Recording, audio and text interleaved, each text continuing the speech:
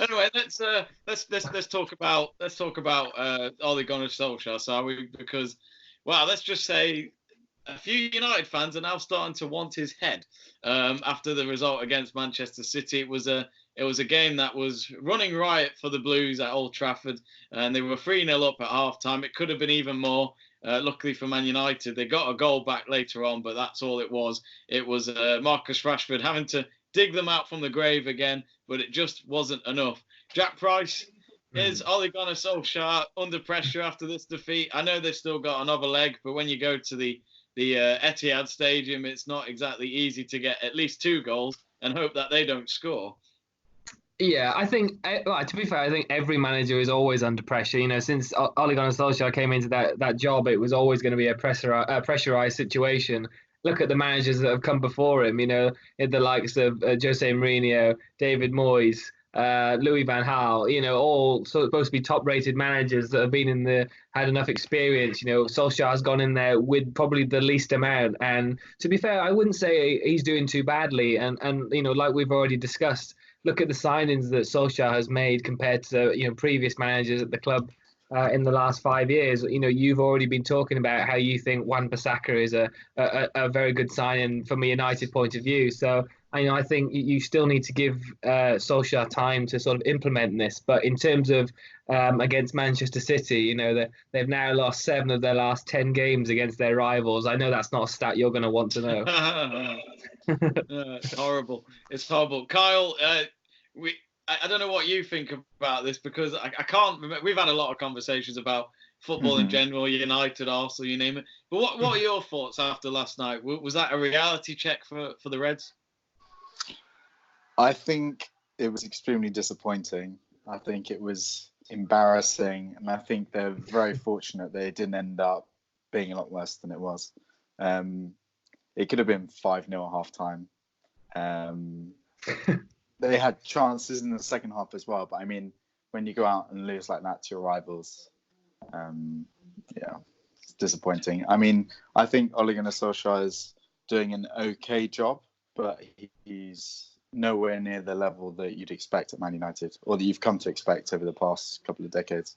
Mm-hmm. I think it's, as a United fan in general, I must admit, I was quite, as I think Kyle said, it's spot on, disappointed because of what happened last month at the Etihad when, you know, Solskjaer schooled Pep Guardiola with that first half performance, and they were able to hold on at the end and win 2-1. And I'm not saying I expected us to win on Tuesday night against Man City, but I expected a bit of a fight in that first half. But I must admit as well, I was on the tube. I found out what the lineup was going to be, and when I saw Phil Jones and Lingard, I was happy to jump in front of it. But luckily, I'm still here to see what was, which proved to be something I should have jumped in front of the train for. Oh well, but not a great night at all. But I think as well that the positives you could take from it is the signings that Solskjaer has signed so far. We mentioned Wan-Bissaka.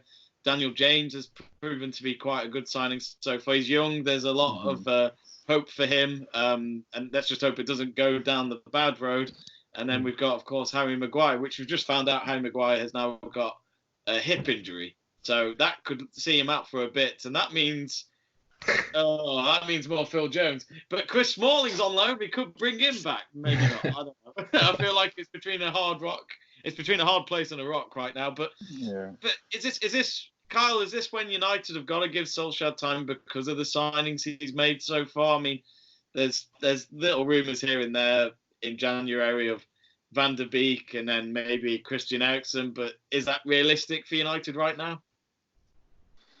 Well, let me answer your question with a question. As a Man United fan, would you be happy to go another season and a half without winning a trophy? To be honest, as long as we're progressing and it looks like we're going down the right path, then yes. Okay. Because I think in that case, then yes, if you give him a bit more time. The thing is, though, I'm not sure all United fans see things like you do. But, yeah, I think you're going to have to give him another season and a half, potentially maybe win one trophy, maybe a League Cup this season, looking less and less likely after the game yesterday, but maybe a League Cup or an FA Cup next season, but it's not going to be. You're not going to be winning the league. You're not going to be winning a European trophy. I wouldn't have thought. Obviously, you're still in the Europa League, but that's very competitive towards the latter stages, and that's by no means a given. So it's difficult. We were saying the other day, Kyle, that the Europa League before the knockout stages looked like an English team could win it.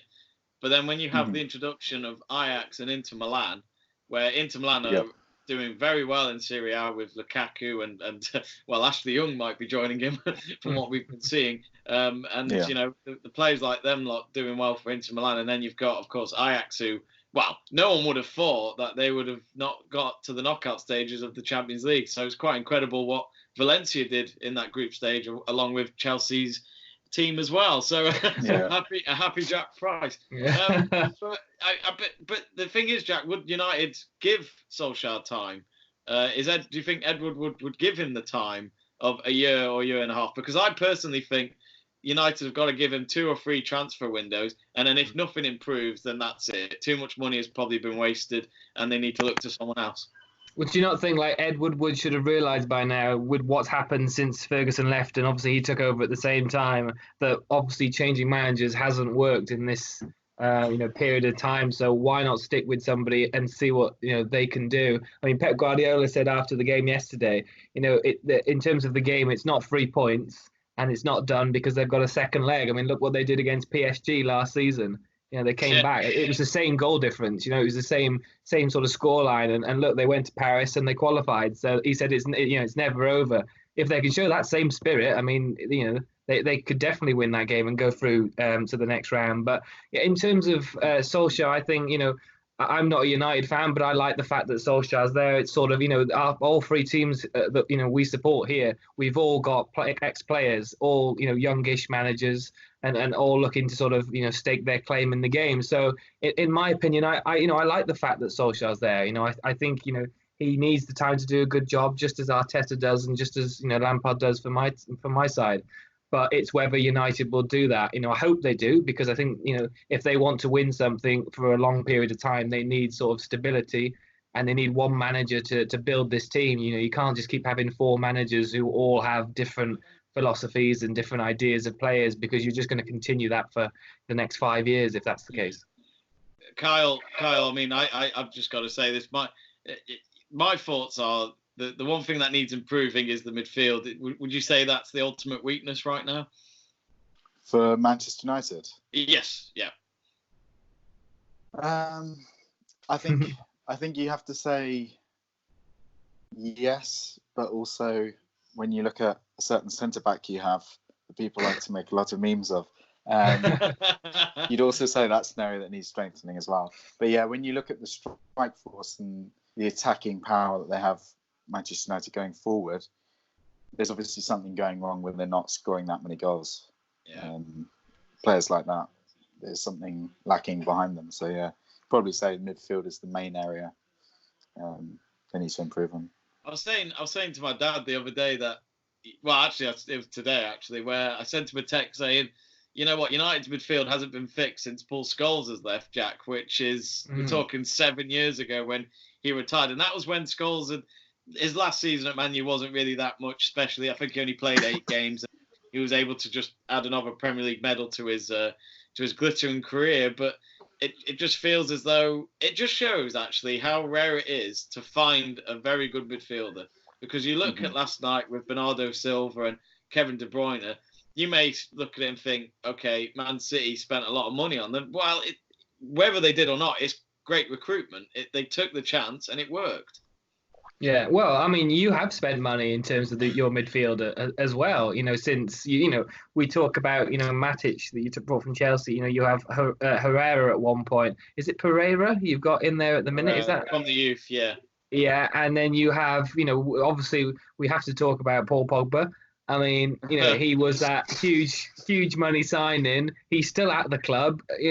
What's going on in sort of that scenario? All this. He's supposed to be such a great midfielder, and he was supposed to be the answer to all your prayers at Manchester United, and that just hasn't happened. So I think in terms of the squad, I mean, Kyle mentioned it. There's a bit of problems with defence and obviously midfield, but in terms of strike force as well, I know Lukaku didn't do maybe as amazing job as he was hoping for, but you never filled that void in the summer.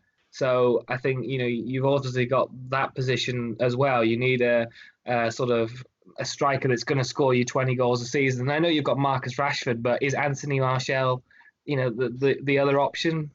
Really? It's always been a bit inconsistent though with him, isn't it? But yeah, again, the whole squad is. But you mentioned Pogba. Now that's a character everyone's going on about on and off the pitch. I'm going to ask you both. I'm going to start off with you, Kyle. Pogba is world class. I'm going to say that now because of what he did for France. I think he proved outside United he is what everyone expected him to be, which is to perform when he's got the right players around him. And okay, at times he's had problems at Man U, but I feel like even if he was playing well for United, I feel like because there's so much going on around him, it just feels that he needs to go because it's just too much of a distraction.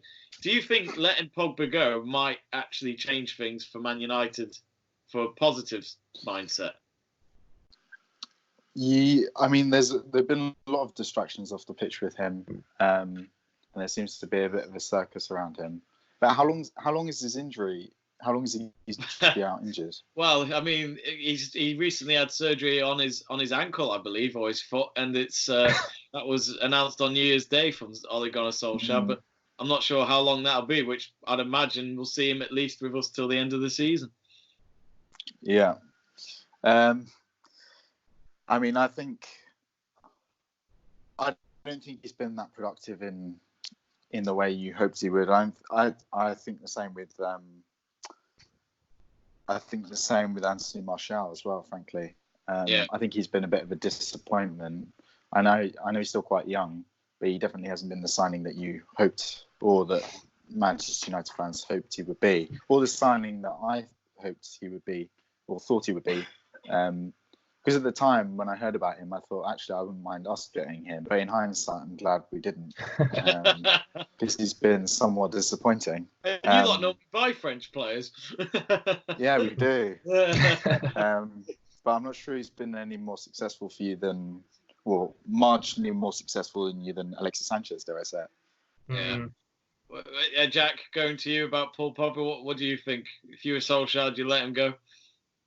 I think so. I think well, to be fair, I think you're definitely not going to get the money that you spent on him. I think that's a fact, unless you can do some sort of an amazing deal to get some sort of money back on Paul Pogba. But I think, well, I suppose that is true. But I think you just need to close the book on this. I think we've had this last 2 years of Paul Pogba this, Paul Pogba Mourinho, and this whole like Kyle said, this whole sort of storm and around Paul Pogba, it's always seemed to be involving him in any Manchester United story. So I think the best thing maybe United could do is just let him go, see if you can recruit players and look at the youth again. I mean, you talked about Brandon Williams at left back for Manchester United as well. Oh, he's amazing to watch. You look at the youth again. You're as a United fan, you're already happy seeing a young left back coming up through the ranks and sort of almost taking the position off Luke Shaw. So maybe it is the case that you look at youth again